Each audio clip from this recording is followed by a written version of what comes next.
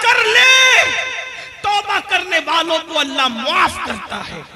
और ये भी कहा गया जिसने शादी से पहले जिना किया अल्लाह उसकी नस्ल में ऐबी, लंगड़े, लूले, अंधे, गूंगे बच्चे पैदा करता है ताकि उसका दुख वो झेलते रहे। 98% लोगों के घर में जो ऐबी बच्चे पैदा होते हैं वो जिना की नहूसत की वजह से पैदा होते हैं। माएं और बहनें मौजूद हैं, उनको ऐसा लगता है सोर्सेस की वजह से अच्छे रिश्ते आते हैं। मैं एक बात अच्छे रिश्ते का एक वजीफा आपको देना चाहता हूं, सबको अल्लाह से डर के गुनाह छोड़ दो, अल्लाह से डर के गुनाह छोड़ दो, अल्लाह तुम्हें अच्छा रिश्ता भेजेगा बेशक।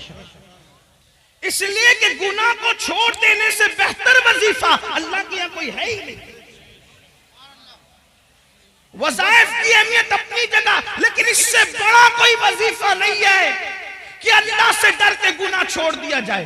लोग कहें बगैर दलील आप बात कर गए, लेकिन मैं आपको दलील के जरिए समझाता हूं। देखो, अल्लाह से डरने की बरकत रिश्ता ढूंढना नहीं पड़ेगा, रिश्ता चल कर आएगा। लड़कों से भी कहता हूं, लड़कियों से भी कहता हूं, और ऐसे घराने का आएगा जिसका तुम तसव्वुर नहीं कर सकते। आपने इस रिवायत को मुख्तलिफ तनाजुर में सुना, आज मुझसे भी इस तनाजुर में आप सुने, गौसे पाक के गुलाम से इस तनाजुर में सुने। आपने सुना होगा मदीने मुनव्वरा की सरजमीन है, रात का आखिरी हिस्सा है, रात का आखिरी पहर है। उस रात के आखिरी पहर में एक बूढ़ी की कपकपी आवाज निकलती है, बेटी जल्दी से दूध में पानी मिला दो। तो जवान आवाज क्या आती है, अम्मी जान क्या आपने नहीं सुना अमीरुल मोमिनीन ने मना किया कि दूध में पानी मिला करके नहीं बेचा जाए, क्योंकि ये जुर्म है, ये धोखा है, ये फरेब है, इसलिए मैं दूध में पानी नहीं मिला सकती। तो बुढ़ापे की कपकपी वाली आवाज आई, बेटी अमीरुल मोमिनीन तो सो रहा होगा, उसको क्या खबर कि हम दूध में पानी मिला रहे हैं। मगर जवान बेटी का जवाब था, अम्मी अमीर तो सो रहा है मगर अल्लाह तो हमें देख रहा है। जब अल्लाह देख रहा है, अमीर के ख्वाब से दूध में पानी नहीं मिलाते और अल्लाह देख रहा है हम दूध में पानी मिला दे, ये कैसे हो सकता है। देखो उस लड़की, अभी उसको रिश्ता नहीं आया था, मगर उसके दिल में अल्लाह का खौफ था, अल्लाह की खशियत थी, खुदा का करना। अमीरुल मोमिनीन, गैजुल मुनाफिकीन, इमामुल मुजाहिदीन, जानशीन रसूल सैयदना उमर इब्न खत्ताब रात की तारीकी में मदीने की गलियों में घूम रहे थे ताकि रियाया का हाल देखे। जैसे ही कानों में आवाज टकराई, खुश हो गए कि मेरी रियाया में ऐसी बच्चियां भी मौजूद हैं जो रात की तारीकी में भी अल्लाह से डरती है। घर पे निशान लगाया, दिन को मालूमात ली कि बच्ची शादीशुदा है कि कुंवारी है। पता चला कुंवारी है। अपने बेटों को जमा किया, जमा करने के बाद कहा मैं बूढ़ा हो गया हूँ, अब शादी नहीं कर सकता, बताओ तुम में कौन उस लड़के से शादी करेगा। एक बेटे ने कहा मैं करूंगा। अल्लाह अकबर, अल्लाह अकबर। कल तक जिसके घर कोई रिश्ता नहीं आ रहा था, ये खौफे खुदा से, गुनाह से बचने की बरकत है कि अल्लाह अकबर सैकड़ों मुरब्बा मील पर हुकूमत करने वाले फारूक आजम के घर का रिश्ता बगैर किसी सोर्स के उनके घर पहुंच गया। और अल्लाह अकबर, सिर्फ खौफे खुदा की बरकत से वो लड़की 3 बर्रे आजमों के हाकिम उमर इब्न खत्ताब की बहू बन गई। बेशक, सुभान अल्लाह, वजह अल्लाह, सुभान अल्लाह, अल्लाह की खशियत।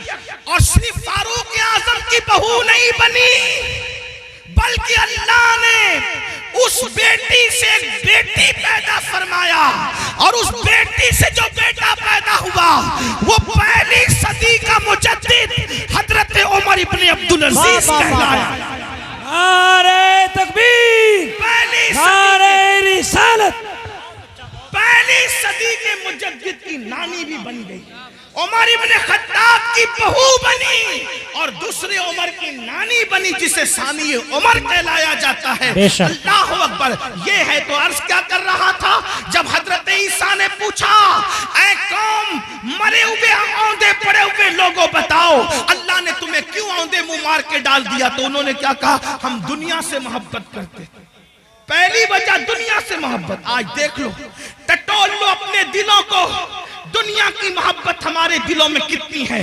मर्द है तो कारोबार में डूब कर अल्लाह को भूल गए, घरों में डूब कर अल्लाह को भूल गए, गुनाहों में डूब के अल्लाह को भूल गए, दुनिया की मोहब्बत। और औरतें हैं, उन्हें ज़ेवरात से दिलचस्पी, उन्हें अच्छे कपड़ों से दिलचस्पी, उन्हें घूमने फिरने से दिलचस्पी, उन्हें गीबत चुगली से दिलचस्पी, इसके उसके घर के हालात मालूम करने से दिलचस्पी। मैं कहता हूं, दूसरों के घर के हालात मालूम करने का तजस्सुस करने वालों, कभी अपनी कब्र की भी तो फिक्र करो, कभी अपनी कब्र का भी तो ख्याल करो। दुनिया की मोहब्बत में हम डूब गए। बड़ी माजरत के साथ एक बात याद रखना, दुनिया की मोहब्बत सिर्फ दुनियादारों के दिल में नहीं, बल्कि बाज दीनदार कहलाने वाले भी दुनिया परस्त हो गए जी, दुनिया में डूब गए। दुनिया की मोहब्बत ने उनको अज़ाब इलाही में गिरफ्तार कर दिया। और दूसरी वजह क्या बताई? फिर वो कहता है दूसरी वजह है कि हम बदकार लोगों की पैरवी करते थे। क्या कहा?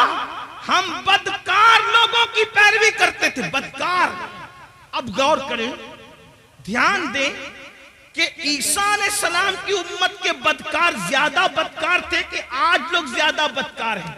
बेशक। वो कह रहे कि हम बदकारों की पैरवी करते थे, बदकारों की नक्काली करते थे, तो अल्लाह ने हमें मार के औंधे मुंह डाल दिया, अज़ाब में गिरफ्तार कर दिया। ईसा अलैहिस्सलाम की कौम में तो इंटरनेट की नऊसत नहीं थी, इतना तेज रफ्तार दौर नहीं था, समंदर के किनारे जाकर के अय्याशों की होटलें तो उस दौर में नहीं थी। आप गौर करें कि वो लोग अगर बदकारों की पैरवी करें तो मार के औंधे मुंह डाल दिए जाएं। आज मेरी कौम का जवान कितने बदकारों की पैरवी कर रहा है। फटी हुई जींस, ये किसकी पैरवी है? नेकोकारों की या बदकारों की? किसी शरीफ ने कभी फटी हुई जींस पहना? पहली बात तो ज्यादातर शरीफ लोग वो लिबास ही नहीं पहनते जो आप पहनते हो। हमने तो शरीफों का लिबास भी छोड़ दिया। बेशक। हमें शरीफों का लिबास पहनने में शर्म आती है। बदकारों की नस्ल कितनी बढ़ गई कि कौम की बेटियां भी जब बाजार में जाती है तो कहती है कि फला अदाकारा ने जो फिल्म में लिबास पहना था वो लिबास दिखाओ। और नौजवान लड़के भी दुकान पर जाते हैं तो कहते हैं वो फला हीरो ने जो पहना था वो दिखाओ। और फटी हुई पैंट, एक दौर था फटे हुए कपड़े भीख में भी नहीं दिए जाते थे, और क्या जमाना आ गया। आज फटे हुए कपड़े डैमेज पैंट कह करके हजारों में खरीदी जा रही है। हाय अफसोस, आपकी फिक्र को क्या हो गया। कल फटा हुआ लिबास होता था तो आदमी उसको छुपाता था, पेवन होता था उसको छुपाता था। फिक्र को क्या हो गया। कौमों को यूं ही जवाल नहीं आता। इकबाल ने कहा था कुव्वते फिक्र अमल पहले फना होती है फिर किसी कौम की शौकत। वाह वाह वाह, बहुत अच्छा। नारे तकबीर। मेरी कौम के जवानों कहाँ हो? कानों में बालियां पहन रहे हो, मटक कर चलते हो। आपसे पूछना चाहता हूँ, अगर कोई कहते यार तू तो फुला अदाकार की तरह लग रहा है, और लड़कियों कहते तू अदाकारा की तरह लग रही है, वो क्या उसका फार्म होता है उस वक्त, क्या उसका गुरूर और घमंड और इतराना होता है। इससे बड़ी गाली भी कोई है जी? इससे बड़ी गाली भी कोई है कि तू अदाकार दिख रहा है? इसलिए कि फाहिशा औरतें जिना करती कराती है तो चार दीवारी में छुप के करती कराती। जिनको तुम अदाकार करे वो तो स्क्रीन के सामने आकर के गुनाह करते और जिना करते और उस पे करोड़ों रुपए कमाते। और वो फिल्में सुपरहिट होती है जिसमें बाज़ाब्ता तौर पर नंगे सीन ज्यादा होते। फिक्र करो, पैरवी जिसकी करोगे कयामत में उसके साथ उठोगे। इश्क का दावा गौसे आजम से, इश्क का दावा गरीब नवाज से, इश्क का दावा इमाम हुसैन से। पैरवी किसकी?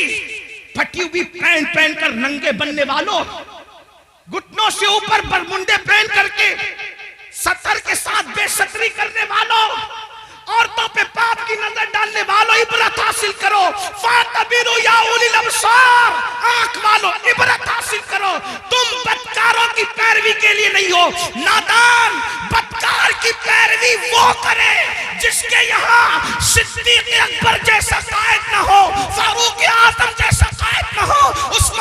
नबी जैसा कायद न हो, मौला अली जैसा कायद न हो, इमाम हसन जैसा कायद न हो, इमाम हुसैन जैसा कायद न हो, गौसे आजम जैसा कायद न हो, तारिक बिन जियाद जैसा कायद न हो, अल्लाह अकबर सलाउद्दीन अय्यूबी जैसा कायद न हो। हमारे पास तो ऐसे स्टार्स मौजूद हैं कि लोगों ने ख्वाब में, बहुत अच्छा, बहुत अच्छा, वाह वाह वाह, औरों ने ख्वाब में भी नहीं देखा होगा। खुदा ने वो हमें मुक्तदा अता फरमाए। जाओ ढूंढ लो सारे मज़ाहिब की तारीख को, है किसी मजहब में कुम बिस्मिल्लाह कहकर मुर्दे को हाय हाय, वाह वाह वाह वाह, बहुत अच्छा, वाह वाह वाह, लाओ किसी मजहब में। लोगों के यहाँ मारने वाले तो मिलेंगे, लेकिन जिलाने वाला अगर कोई है तो वो मजहब इस्लाम। वाह वाह वाह वाह, सुभान अल्लाह, सुभान अल्लाह। और ऐसा जिंदा करने वाला कि मुर्दे को भी कुंभे इस्तिल्ला कहकर जिंदा करता है और अल्लाह के दीन को भी नई जिंदगी। बेशक, सुभान अल्लाह, सुभान अल्लाह। इसीलिए हम उनको मुहियुद्दीन कहते हैं जी। गौसे पाक को सिर्फ 11वीं में समेटने की साजिश हो रही है। गौस पाक सिर्फ 11वीं में सिमटने वाली हस्ती नहीं है जी। ईसाने सवाब की एक शक्ल है 11वीं, लेकिन गौसे आजम की शान ये है कि बरेली का कलंदर कहता है जी। शुक्र के वाह, जोश वाह। में जो है वो तुझे क्या जाने। जी हाँ, मैं अपने होशियार नाजिम साहब और मौलाना गुलाम जिलानी जैसे साहिब फन लोगों की तरह इतनी हिम्मत नहीं रखता कि हर 2 जुमले पे कहूं कि बोलो सुभान अल्लाह ना। अब तो तुम्हारे इश्क का इम्तिहान है कि गौस पाक के नाम पर बरेली की कलंदर की जबान से कही हुई बात पे चुप रहते हो या बोलते हो। जब हम आला हजरत का शेर पूरे हिंदुस्तान में पढ़ते हैं, जब हम आला हजरत का शेर पूरे हिंदुस्तान में पढ़ते लोग चुप रहते, तो हम कहते अगर यूपी में पढ़ते लोग चुप ना रहते। जी हाँ, लेकिन सदुल्ला फाजिल के पड़ोस में रहने वाले भी अगर शेर ना समझे तो जी। फिर इस पर मुझे अफसोस। वाह वाह वाह, और कहता हूं कि न समझोगे तो भी कोई बात नहीं है, क्योंकि शेर किसका है? नात कहना बल्कि शेर कहना शहरयार अपनी जगह, शेर कहना शहरयार अपनी जगह, नात कहने को अहमद रजा चाहिए। वाह वाह वाह वाह, सुभान अल्लाह, सुभान अल्लाह। और हमारे मुर्शिद खाना मारेरा मुतारा की आवाज आई है कि मीनारे कसरे रजा तो बुलंद काफी है, तुम उसके पहले ही जीने पे चढ़ के दिखला दो। फतावा रज़विया तो एक करामत है, खुदा के बख्शिश पढ़ के। बहुत अच्छा, नारे तकबीर, नारे रिसाला, उलमा अहले सुन्नत हजरत अल्लामा सैयद अमीनुल कादरी साहिब किबला, जश्न गौसुल वरा, नारे तकबीर। बहुत अच्छा, सुभान अल्लाह, सुभान अल्लाह। बख्शिश क्या करे, शुक्र के जोश में जो है वो तुझे क्या जाने। जी वो तुझे क्या जाने। शुक्र किसको कहते हैं? विलायत की एक मंजिल है। अब आपकी तवज्जो है, विलायत की एक मंजिल है कि वली जब अल्लाह की मोहब्बत में उरूज पाता है तो उसकी अक्ल खत्म हो जाती, वो अपने आप से भी गाफिल हो जाता है। उसको कहते हैं ये शुक्र में चला गया। जी वली होकर इश्क इलाही के दरिया में गौता जन है, उसके बारे में बरेली का कलंदर कह रहा है कि वो तुझे क्या जाने। तवज्जो है आपकी, तवज्जो है आपकी। जो शुक्र की मंजिल पे पहुंच चुका वली, वो तुझे क्या जाने। जब वली हो करके शुक्र की मंजिल पे पहुंचकर मेरे इमाम कह रहे वो तुझे क्या जाने, तो जिनको वुजू के भी फराइज याद ना हो वो गौसे पाक की अज़मत क्या जाने। वाह वाह वाह वाह वाह। जिन्हें नमाज के वाजिबात भी पता ना वो गौस पाक को क्या जाने। तो काफिर गौस पाक को कौन जानता? अमीनुल कादरी, मौलाना गुलाम जिलानी, हबीबी जो बैठे हुए, या फिर ये नाजिम साहब, ये नातखा साहब या आसिफ साहब, कौन जानता है? कना अगर गौस पाक की अजमत पूछनी है तो हमा शुमा से न पूछो, क्योंकि शुक्र वाला उनको नहीं जानता। तो जानने वाला कौन है? तो कहते हैं शुक्र के जोश में जो है वो तुझे क्या जाने, खिज्र के होश से पूछे कोई रुतबा तेरा।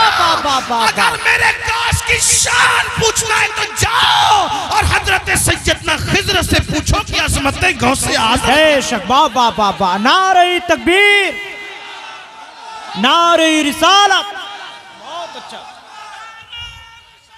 जिंदाबाद जिंदाबाद जिंदाबाद जिंदाबाद जिंदाबाद, बहुत अच्छा।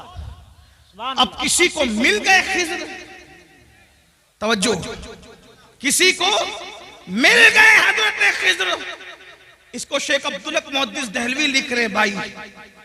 कुछ लोग सोचते हैं कि ये अमीनुल कादरी कादरी है तो गौस पाक को बहुत बढ़ा देता है। अल्लाह के बंदो, मैं नहीं बढ़ाता, मेरी औकात क्या है? हम बड़े उनके फैज से जी, हम बड़े हैं, अगर बढ़ गए हैं किसी की नजर में उनके फैज से, वरना हमारी कोई औकात नहीं। जब तक बिके न थे कोई पूछता न था। वाह वाह वाह वाह, ओ मेरे मुर्शिद गौसे आज़म, तूने खरीद कर मुझे अनमोल कर। अल्लाह अल्लाह, वाह वाह वाह। क्या दबे जिसने हिमायत का हो पंजा तेरा, शेर को खतरे में लाता नहीं कुत्ता तेरा। वाह वाह वाह, सुभान अल्लाह उससे सुभान अल्लाह। दर दर से सग और सग से है मुझको निस्बत, मेरी गर्दन में भी है दूर का डोरा। दूर का, ये दूर भी समाप्त करे, दूर का डोरा तेरा। तो इस निशानी के जो सग हैं नहीं मारे जाते, हश्र तक मेरे गले में रहे पट्टा तेरा। बहुत अच्छा, सुभान अल्लाह सुभान अल्लाह। और लोग बातें करते हैं ऐसे थे वैसे थे, मौलाना अहमद रजा को क्या आता था? तो वो कहते हैं कि कह लो जो कहना है, जबान तुम्हारी है। क्या मजे की बात कहते हैं मुझको रुसवा भी अगर कोई कहेगा तो यूं ही कर लो रुसवा जी भर के, लेकिन किसके नाम से रुसवा करोगे? कहते हैं मुझको रुसवा भी अगर कोई कहेगा तो यूं ही, हाँ वही ना वो रजा, वही ना वो बरेली वाला, हाँ वही ना वो रजा, बंदे रुसवा तेरा। अगर रुसवा भी करेगा तो यही कहेगा ना कि वो गौस पाक का गुलाम है, और जब गौस पाक का गुलाम कह दिया तो फिर मुकद्दर की मेराज। बेशक बेशक बेशक। मुझको रुसवा भी अगर कोई कहेगा तो हाँ वही ना वो रजा, जी, बनता है रुसवा तेरा। तो जब मिल गए खिज़र अलैहिस्सलाम, तो किसी ने क्या पूछा, ऐ खिज़र बताओ गौस पाक की शान क्या है? ऐ खिज़र बताओ गौस पाक की शान क्या है? थोड़ा सा संजीदा गौस पाक का जिक्र हो। मैं कभी नाराज नहीं होता, ना नाराज होऊंगा आपका, मेरे आका की उम्मती हो, लेकिन थोड़ा महफिल के आदाब दे। सर्दी का मौसम है, देर से लोग बैठे हैं, अगर किसी को कोई हाजत हो तो जाने दे। एक बात आपसे कहूं यार, अपनी महफिल में किसी को हाजत हो तो हमें क्या शिकवा हो सकता है? लोगों को गौस पाक की महफिल में हाजत हो जाती थी, और अगर हो भी जाती थी तो मेरे गौस की शान क्या थी? एक मर्तबा एक साहब को हाजत हो गई, इस्तिंजा की हाजत हो गई। इसीलिए मैं लोगों से कहता हूं जलसे शॉर्ट किया करो, लोगों की हाजतों का ख्याल किया। जब लोगों की हाजतों का ख्याल करके रसूलुल्लाह नमाज मुख्तसर कर देते थे, तो लोगों की हाजतों का ख्याल करके हम जलसा मुख्तसर कर दे तो कौन से छोटे हो जाएंगे? जब नमाज मुख्तसर की जा सकती है, लोगों की हाजत का ख्याल। आका फरमाते मेरा दिल चाहता है मैं लंबी नमाज पढ़ाऊं, लेकिन मेरे पीछे बूढ़े भी होते हैं, बच्चे वाली माएँ भी होती हैं, मैं उनका ख्याल करके नमाज मुख्तसर कर। हाय हाय, हाँ तो जरा मैं भी लेकिन वो ख्याल करते हुए सर्दी के मौसम से तकरीर भी मुख्तसर ही कर रहा हूँ, जितनी मुख्तसर हो सकती है। तवज्जो है आपकी। एक सांप को हाजत हो गई, इस्तिंजा की हाजत हो गई, और बिल्कुल आगे बैठे। कुछ लोगों को आगे बैठने का शौक होता है, आगे बैठे, इसलिए कि ये शौक भी पहले बड़ा पुराना है, आगे बैठे। हाँ, सहाबा किराम भी आगे बैठने की कोशिश करते थे हुजूर के कदमों में जी।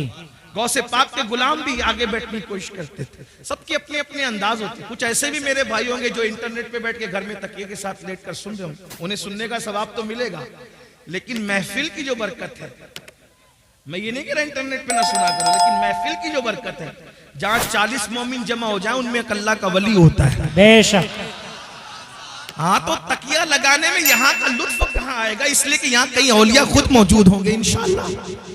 सोचे तो सही, 40 में एक वली होता है, हजारों में कितने वली होंगे, और किसी की नजर हम पे पड़ गई तो फिर हमारे तो वारे न्यारे हो जाए इंशाअल्लाह, मुकद्दर संवर जाएगा, क्योंकि निगाहे वली में वो तासीर देखी, बदलती हजारों की तकदीर देखी। अल्लाह अकबर। तो अर्ज ये कर रहा था, एक साहब को हाजत हो गई, गौस पाक अब बिल्कुल बैठे आगे, और मजमा कितना 70,000। गौस पाक की महफिल में लोग आते थे 70,000।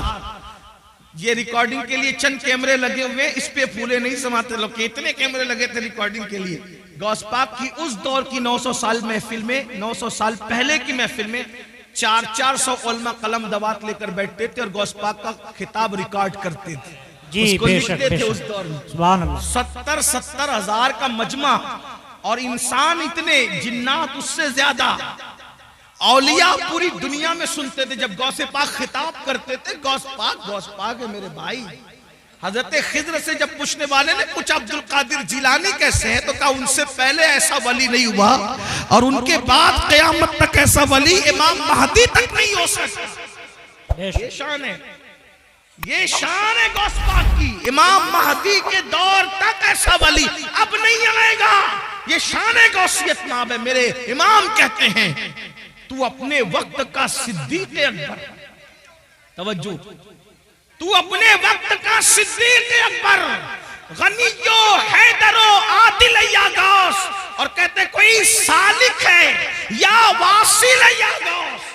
सालिक और वासिल का मतलब, सालिक उसको कहते हैं जो विलायत के रास्ते पे अभी चल रहा हो, मंजिलें तय कर रहा हो, और वासिल उसको कहते हैं जो विलायत की मंजिल पर पहुंच गया हो।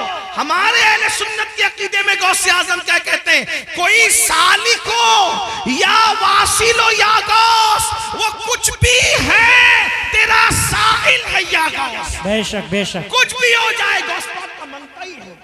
गौस पाक के दर पर हाथ ही फैला रहा है वो। ये शान है गौसियत में आपकी। तो मैं बात पूरी कर दूं, बात